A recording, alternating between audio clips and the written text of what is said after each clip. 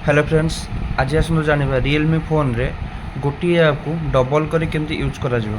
माने फोन पे हो व्हाट्सएप हो जहाँ भी हो एका समय रे दीटा अकाउंट अपन चलै परिबे। आसन देखिबो। प्रथम सेटिंग को जिवे, तापर अपन आसीबे तळु को आसला परे एप्स को आसीबे, तापर गोटे ऑप्शन अछि ऐप क्लोनर। तापर एठी बहुत सारा ऐप देखौछि जोटा आपन फोन रे इंस्टॉल होई गछि। तापर जोटा भी आप सिलेक्ट करेंगे, धरत आप सिलेक्ट कली एयरटेल ऐप को, ये क्रिएट ऐप क्लोनर को ऑन कले पूरा सेम टाइप रे आउ गोटे ऐप इंस्टॉल हो फोन रे। ये देखो मोर एयरटेल ऐप गोटे थिला आ गोटे हो गला। एमती जब आप कर सेटिंग को जिवे, ये सर्च करेंगे ऐप क्लोनर।